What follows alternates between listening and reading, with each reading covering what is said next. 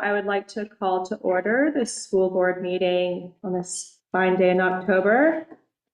Do I say the date? Year of our Lord, 2024? Perfect. First item on the agenda are the minutes. Any comments or questions on minutes relating to the public hearing on September 25th or the school board meeting on September 25th? Hearing none, we will approve them by general consent. We can move on to correspondence. Mary, any correspondence for you? You just got the North Country Educational Newsletter. Nothing that came in. Okay. And then reports, Debbie, business administrator. Okay, I have a few things. Okay, so we received a check for $250 from the American Legion Auxiliary for healthy snacks for hungry children, and they've been doing this for many years. The school nurse has handled the purchasing of the snacks and using them as needed for students, and she also followed up with a thank you note. Nice. The auditors were here last week. They finished most of their field work, just following up on a few items, and then we'll get a preliminary report back from them. But when they left, there really was nothing substantial that they had found. So, good job, Debbie. Just a lot of work there. There's a new mandatory report of school expenditures as a result of HB 1265. And it takes effect July 1st, 2025, and is very prescriptive in what needs to be reported, including the size paper it needs to be reported on, which includes 2 pages of size 18 by 24 paper. The title of the report, Mandatory Report to Voters on School Expenses, and shall contain 3 line graphs and 1 table. It will include average cost per pupil over the previous 10 years, average teacher salary over the previous 10 years, administrative salaries over the previous 10 years, and top administrator salaries, including current salaries of the 4 highest paid administrators employed by the district or corresponding SAU. And it must be posted at least 7 days prior to the school district annual meeting. So again, the first time we'll really have to post this will be March of 2026. Okay. So, as you can tell, we discussed it at our North Country, New Hampshire ASBO meetings, and we'll be working with the state New Hampshire ASBO Executive Board, which I am on. I'm the North Country rep. What's ASBO? New Hampshire Association of School Business Officials. Okay. So basically the business administrators in the state. Got it. So we're going to hopefully develop a template that all districts can use, because we all have to report it the same way. Smart. And a lot of this information is currently available on the DOE and their financial report section, and it does go back many years. So, again, I think the graphs are going to show that, the line graphs will be the 10 years of history and all that. But there's also another bill, HB 185, which is RSA 32:5-D, that requires a disclosure of state funding received. So this requires all municipalities and school governing bodies to post on their website within 30 days the amount of funds received from the state, either by allocation or grant. So what does that mean? Primarily, it will include our federal grants that come to the schools via allocations from the state. Also, any education funding or advocacy grants. That was effective September 24th, 24. We have it posted on our website now, and we just need to update it every 30 days or its funds are received. It's not as well defined as HB 1265, and when we were putting this together, I was kind of looking at other districts to see, and they're kind of all over the place, But there's really not a good, it's basically how you interpret that. But we have it out there. So, also in your blue folders, I have put in the financial report from 23-24. And if you'd like, I can go over that tonight, or we can wait until we have more board members. Maybe we'll wait until we have more board members. So you can look through it, but I mean, in it, I give a summary of the general fund, a summary of the food service fund, I give you some trust fund summaries, and then some comparisons to prior years. Okay. So we can just have this in the packet again? Yeah. Okay. Just keep it in your blue folders, maybe? Okay. Okay, yeah. And that's it. All right, thank you.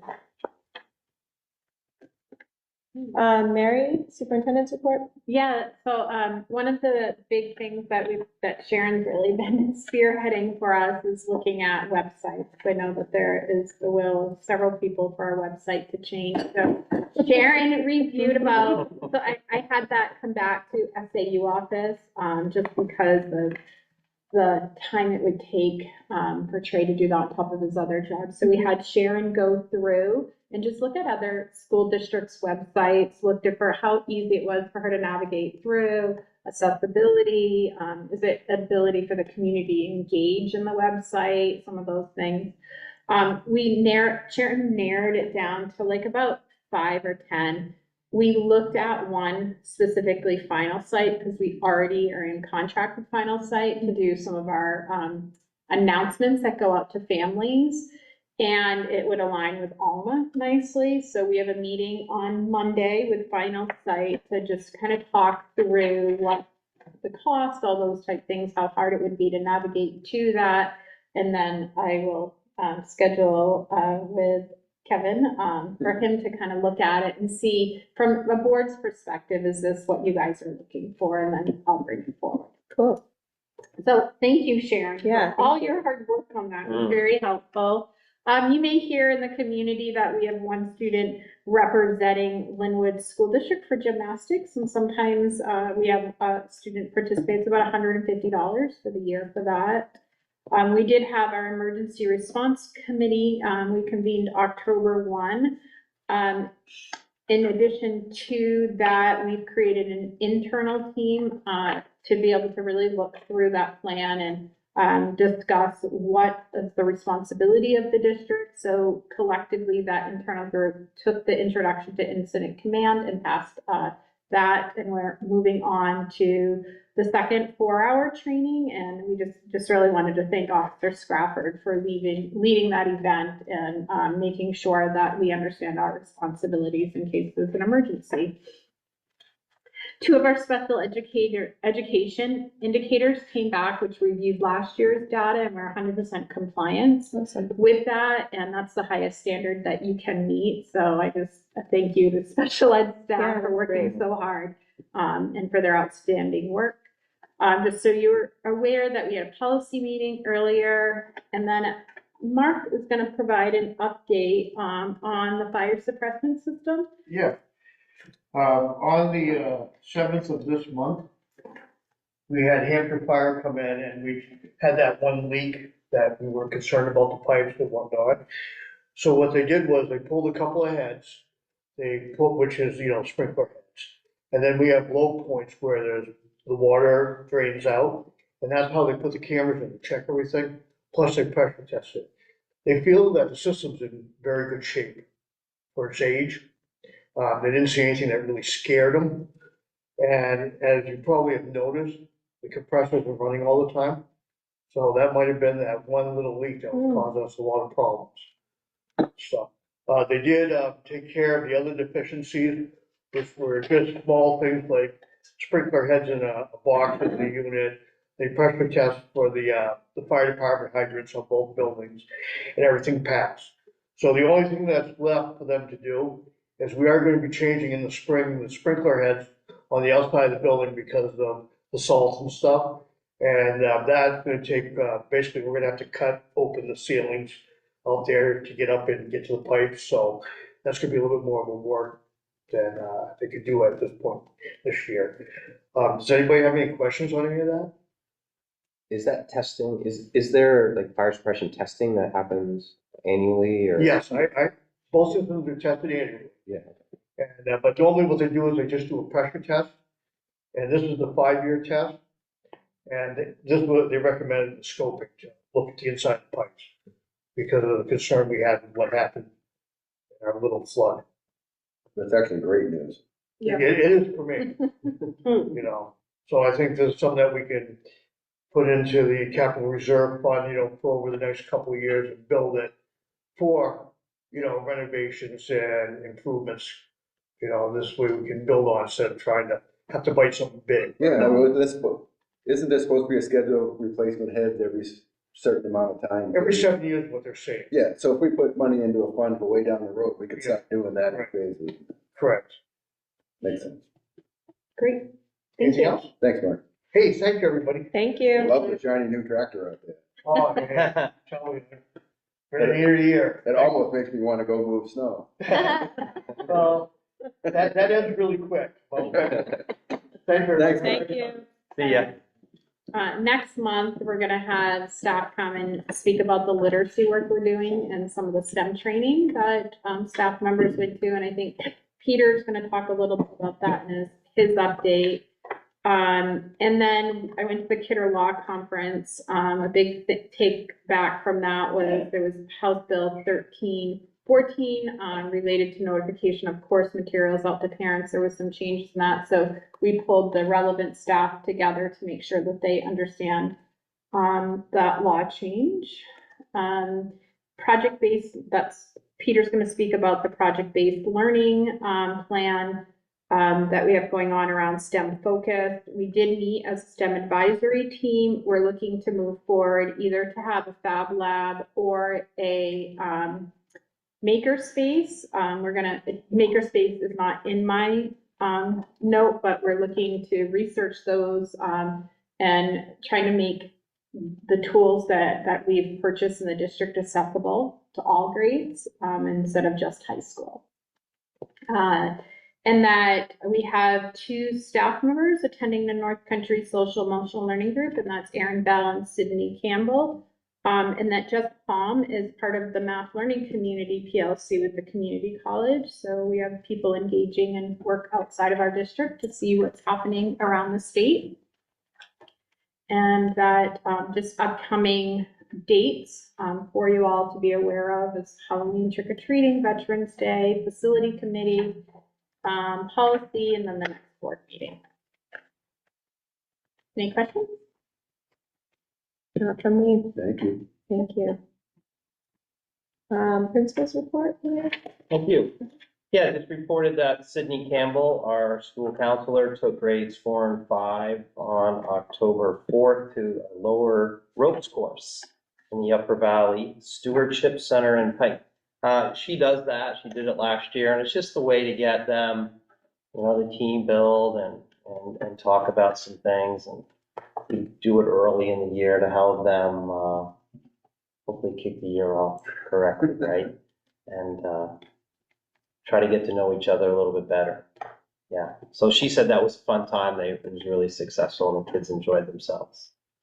We also, Jen Witcher and Heather Krill, took our middle high school students, and I believe grade 5 is going to go on the Christmas Carol. So it was just middle high school. I went to see The Tempest, right? They went to see The Tempest. Shakespeare play, and it was downpouring. Right? It was one of these walking field trips. So it was funny. Matt Manning, he got our school van, and we were just going back and forth. We were the Uber Nice. trying to get everybody over there. But we had some brave souls, and I'm sure you're not surprised, that wanted to walk over in the pouring rain. Yes. Anyway, the students really enjoyed themselves, and we do appreciate our relationship with Jean's Playhouse. It's really good. And we're excited about the Christmas Carol that's coming up. And they actually put 2 dates down because it was so popular. Oh, nice. Yeah. Yeah, I know I haven't been here. So homecoming was a success. What a great weather. It's like kind of the weather we've been having the last few days here. It was super, we were successful with fundraising for all the students in their classes, and we had the bonfire. So that was something that we haven't had in quite a long time. We had a pretty good turnout. Student council provided some food. For a cost, obviously, but they were, for their fundraiser. But all in all, the kids were really behaved, and it was a good night. It's just something as a repeat we have talked about, doing it again next year, the bonfire, and maybe even thinking about, having the bonfire before, because we thought that like afterwards, a lot of people were pretty tired, a long day playing games, so we might do it to kick it off, Mhm. yeah.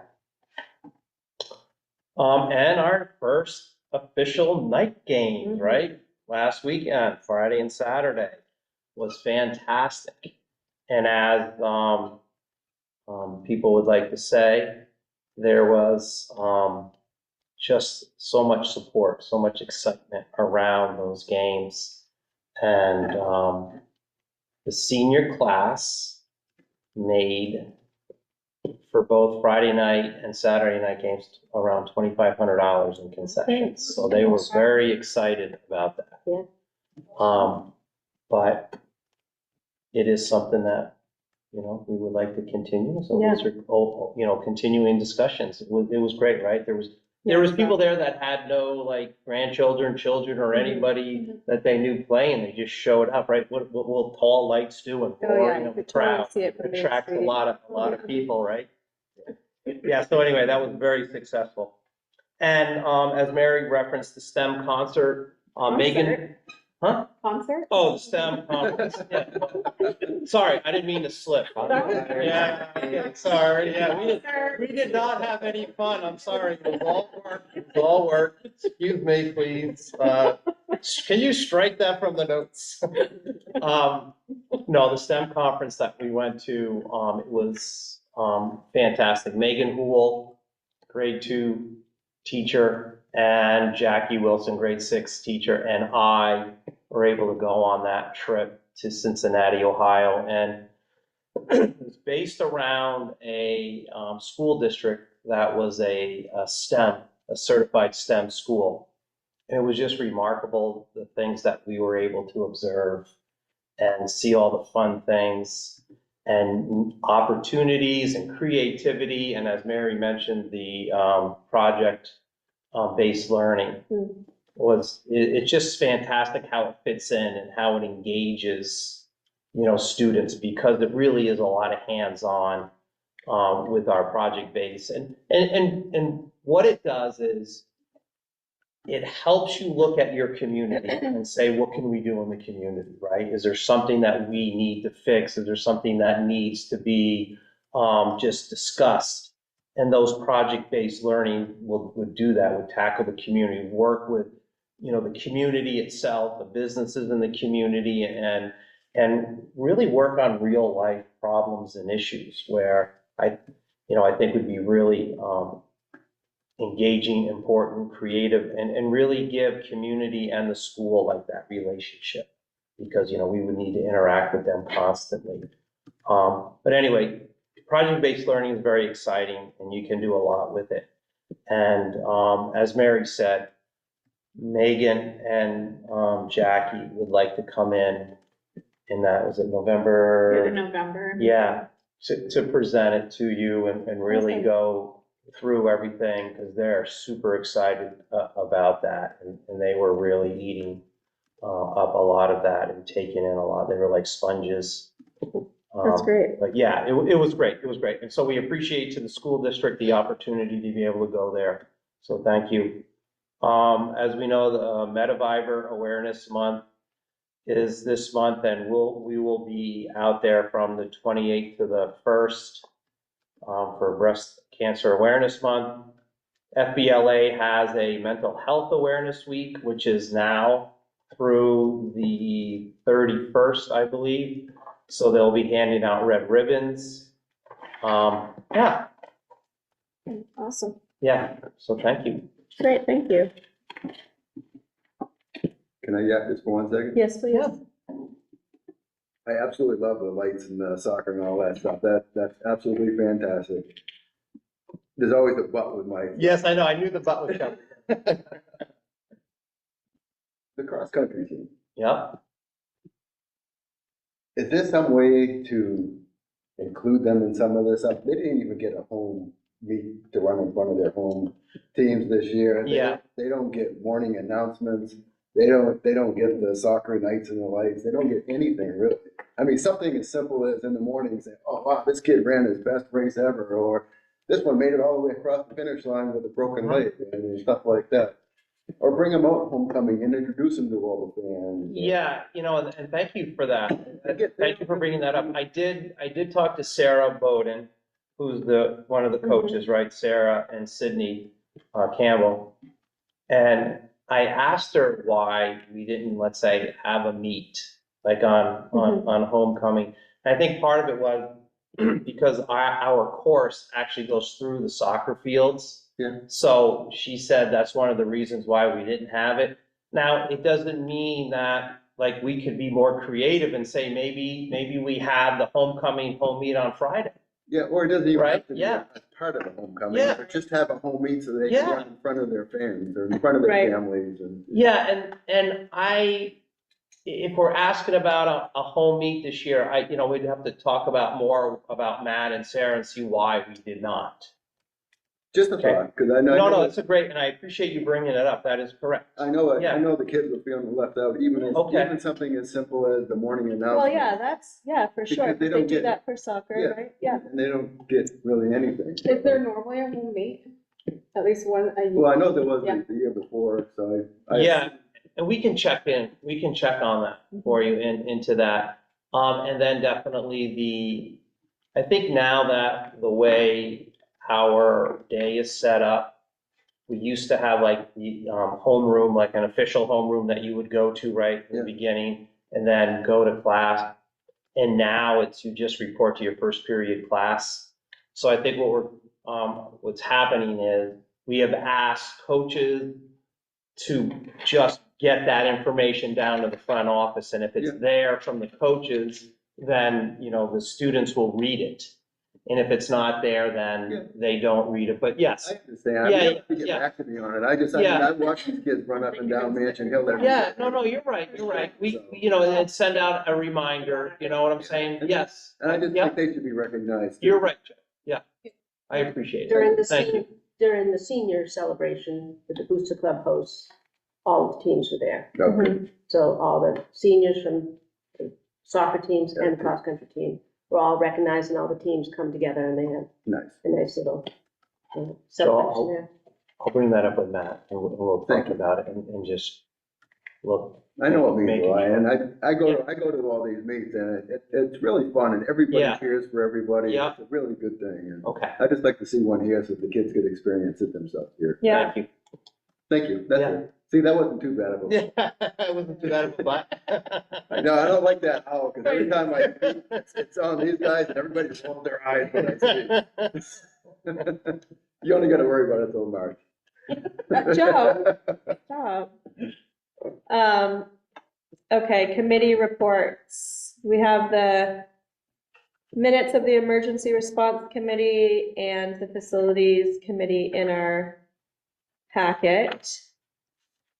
Any, Kevin or Joe, discussion on facilities? No, we haven't met anyone since then, so no. For the policy committee, we did meet tonight, so there'll be some policies coming to first reading at our next meeting. It should also be noted that we made minor revisions to update legal references on policies ADC and ACAC. We mention it here just because those don't have to go to first reading.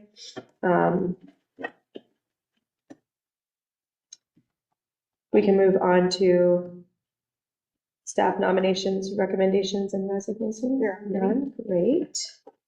It doesn't look like there's anything under new business or continuing business. Recognition of visitors. I don't see any students. I see a staff. I do, and I have a lot. All right. They're sending me lots of stuff. All right, so from Diana and Sarah B. The kindergarten class hosted the third annual ABC Boot Camp fashion show last week. ABC Boot Camp focuses children's learning on one letter each day for 26 days. They learn the shape of the letter, the sound, and how to write. It's a wonderful way to introduce the children to letters and early literacy learning at school. Stop by the hallway outside the kindergarten classrooms to see their circle charts of pictures that begin with each letter and their fashion show vests they wore, which I have seen. It's great.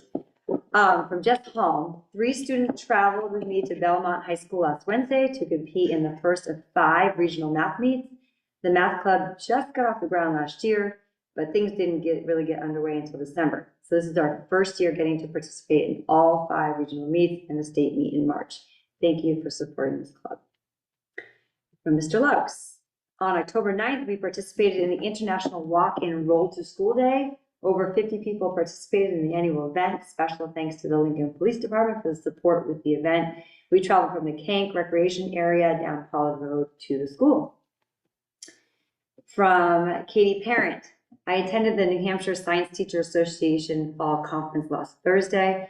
While there, I attended sessions about strategies of engaging multi-language learners in science, a session on biofabrication from BioFab USA. Oh, so many amazing new things are being made with adult stem cells right here in Manchester, New Hampshire, exclamation point. The keynote speaker was from UNH Olson Center talking about advancements in science manufacturing, and the last session was about stem cells and regeneration. All amazing things. Thank you for allowing and paying for me to attend this local conference. From Sarah Kraus, students in the Middle School Activities Club are doing a hat fundraiser this week to collect money for Hurricane Helene relief efforts. Students and staff can pay $1 a day to wear a hat at school each day or contribute a flat donation. We've had many students and staff participate, and we hope to finish the week strong. And then this is from myself, Katie, Jess Palm, and Jackie Wilson. We attended a 3-session series about AI education with Bill Church through NCES. One was in person and the 2 were Zoom, and just sort of about the basics of AI, how it works, how it can be used, pros, cons, kind of sort of a real just, and we were with other North Country teachers, educators, and administration too. Last Friday, I attended the Media Literacy Symposium at PSU. This focused on how to implement media literacy skills and why it's a foundational skill. And the guest speaker was Mike Caulfield, who's like the guru, like he's like the guy about talking about media literacy and how to like find out if it's real or not. He's like the guy. So it was really cool to see him. And then just a little like our health and PE PSU students. Aaron and I have been working with them, and they have really been doing amazing. They're really like finding their groove. They're asking for help. We're doing regular check-ins. I mean, they're starting to teach regular lessons in the middle school. They have been doing the high school and the PE, but like I think they're really like finding their ground, you know, feeling successful and really starting to create some engaging lessons and assignments. That's cool. So in the library world, we're getting ready for an author visit here, K through 3. Jim Petrobus, I don't know if I said his name right, but he writes about cows that sing in a band. Oh. So he's coming in November, and the book fair is also happening in November. So, and that is all I have. Awesome. Okay. Thank you. You're welcome. I don't see any community. Can I Yes, step in as of a course. community member? Yes, please. Take off my board hat. I just want to recognize 2 people, one being Deb O'Connor, Casey Calder, and Tammy Ham, both for their support of the opening of the Lin-Wood Skate Park. Their efforts would not have gotten us to opening day, and I just want to publicly recognize their support and thank you Thank you. so much. It was wonderful to drive by there and see all those kids over there already. It's such a good thing. It's awesome. Thank you. And we don't have any reason to do non-public, so I'll accept a motion Motion to to adjourn. adjourn. Thank you, Joe. Took the words right out of my mouth. Second, do we poll? No. No. Okay, meeting adjourned. Well, But yeah. No. all in favor. Yes. Oh, all in favor? Aye. Aye. Perfect. Thanks, guys. Thank you. Yeah, just make sure you